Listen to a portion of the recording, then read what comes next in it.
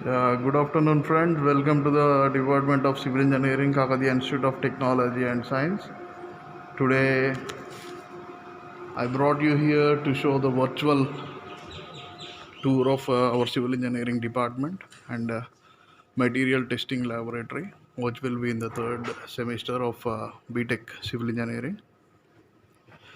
So, we have two laboratories here, Geotechnical Laboratory and Material Testing Laboratory towards the left side.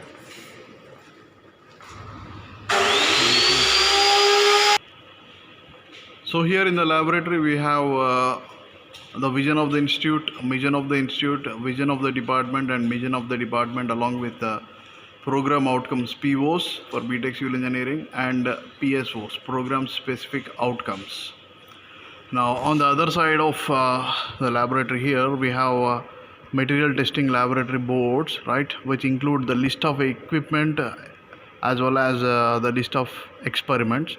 So in our laboratory we have totally 12 physical equipment which is available. The first one is stress strain characteristics of mild steel as well as torch steel.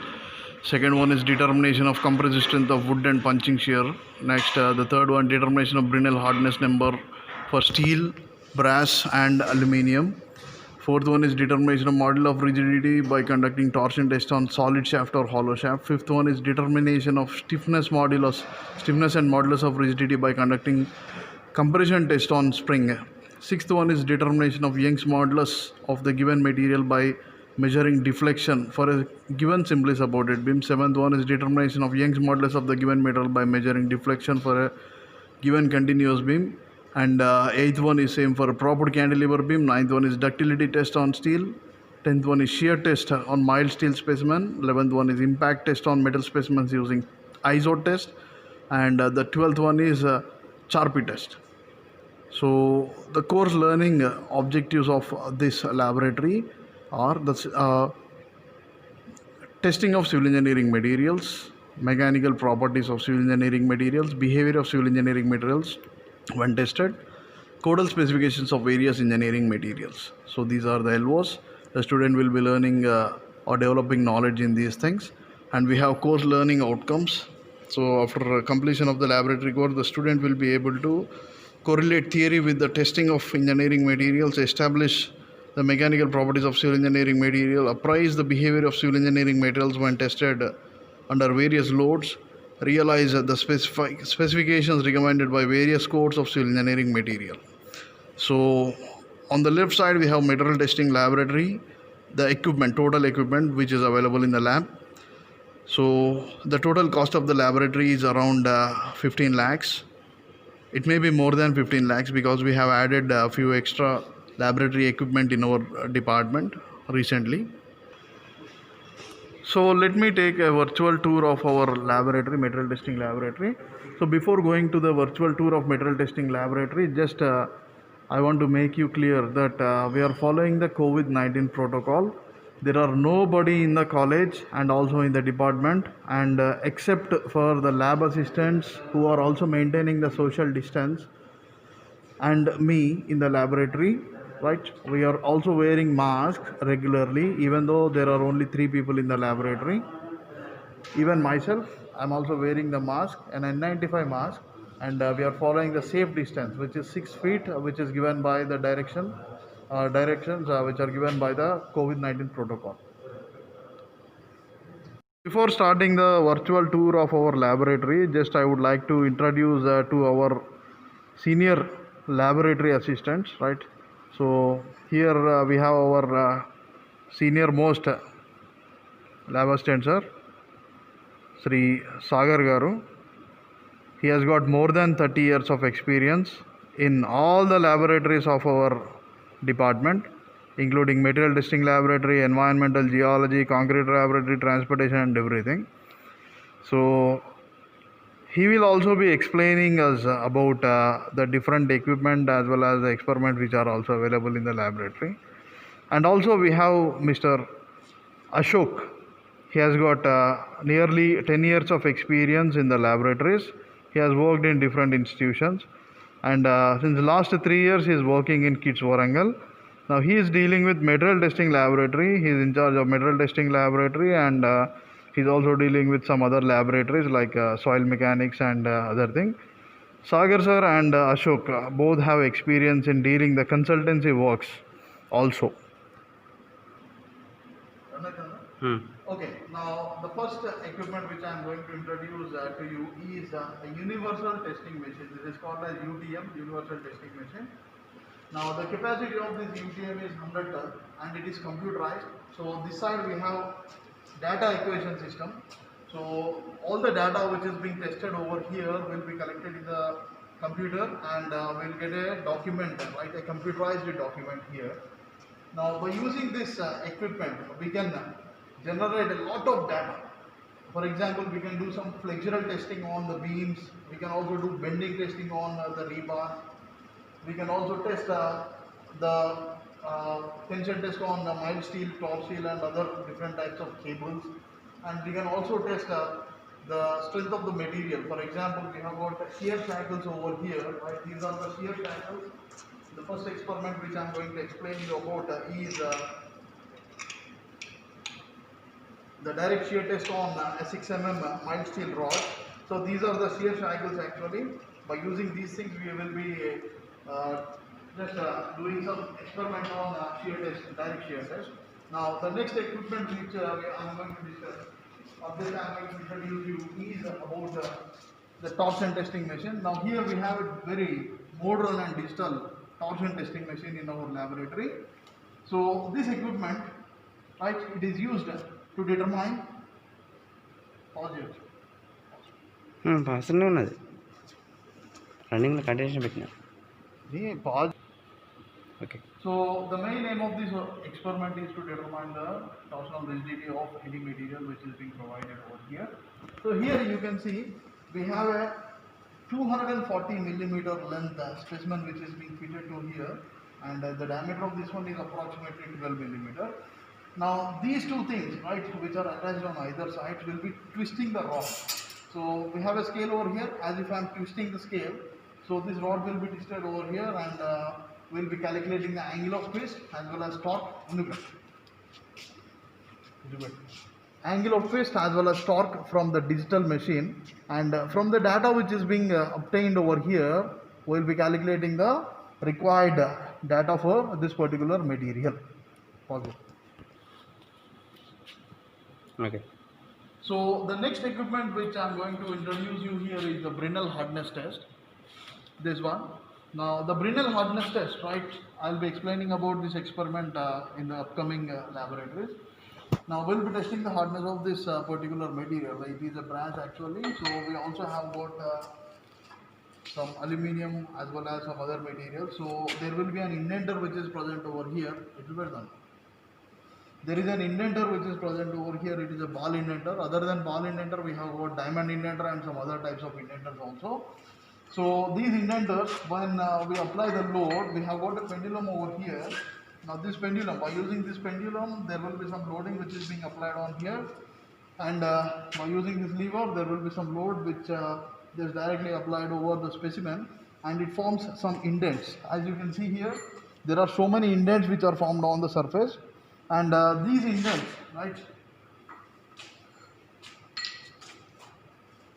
the size of the indent can be determined by using the Brinell microscope, and in turn we can calculate the Brinell hardness number. Okay. The next one is a 40-ton universal testing machine. It is a smaller version of the previous 100-ton universal testing machine. Now here, the main purpose of this equipment is similar to the previous one, whereas we cannot procure the data digitally, that means it is not computerized actually. So we have got a manual dial over here which will be showing us how much load is being applied, and by using these whatever the equipment which we have here, right, the extensometers and everything, we can calculate the elongation as well as the strains which are present in the metal rods. Right? For example, we have got a 12 mm rod over here which will be placed exactly in between these things, and there will be some load which is applied. It will be pulled apart and we can calculate the delta L, which is nothing but elongation. Okay, sir. So the next equipment is compression test on spring. So this entire setup, actually it has got three different parts over here. The first one is a closed coiled helical spring. As you can see here, it is a closed coiled helical spring. Cannot convey. కొడతాం. The closed coiled helical spring, the diameter of this one is approximately 10 millimeter to 12 millimeter. So we can call this one as a closed coiled helical spring. We find this type of closed coiled helical springs in many of the vehicles. For example, when we consider a bike or bicycle or some car or some other thing, shock absorbers, right? So we find this type of springs in shock absorber. It is a closed coil helical spring. So we can also find open coil helical spring. When the helical angle is greater than 10 degrees, then it will be called as open coil helical spring. Otherwise, when the helical angle is less than 10 degrees, it is called as a closed coil helical spring. Now, by applying the load through this mechanism over here, when I just rotate this thing, whatever the spindle you see here, right, it will be moving in the downward direction, and load will be applied directly on the spring. And we can calculate how much amount of load is being applied by using this proving ring, where the load can be calculated by using the dial gauge over here, and also what exactly is the distance moved by the spring when the load is being applied can be calculated by using this height gauge. Now, to calculate the diameter of the spring, the inside diameter, the outer diameter, we will be using the vernier calipers. So we have got vernier calipers over here. We have is a simply supported beam. Now here we have a simply supported beam. As you can clearly see here, there is a metal specimen which is being provided here. It is actually a beam which is supported on either sides. So first support as well as the second support. When a beam is supported on either side with two simple supports, it is called as a simply supported beam. Now we'll be determining the Young's modulus of this beam material by conducting flexure test on this material. Right, flexure means bending test. So we'll be applying the load through this spindle over here by rotating this one, and it will be bent in the downward direction. The deflection will be calculated using the dial gauge which is provided at a distance of L by 4 or L by 3, and the amount of load which is being applied on the beam can also be determined by using this dial gauge, right, which is applied through the proving ring. So there is one more specimen over here. Actually we are using a rectangular specimen. Other than rectangular specimen, we have also got an eye section. As you can clearly see here, so it is an eye section. The section just looks like an eye. So the next equipment or the experiment is a proper cantilever beam. As you know that a cantilever is a beam which is fixed on one side and free on the other side. When we are providing an intermediate support, right, to a cantilever beam, it is called as a proper cantilever beam. Now the same thing again, same as the previous one, the simply supported beam, we will be determining the Young's modulus of this beam material. So in order to determine the Young's modulus of beam material, we will be doing some flexure test on the total equipment. So we will be applying the load exactly at the free end, right, at a distance of L by 4, and the deflection is measured exactly at a distance of L by 2. So load versus deflection graph will be drawn, and we'll be determining the Young's modulus of this material. Okay, sir.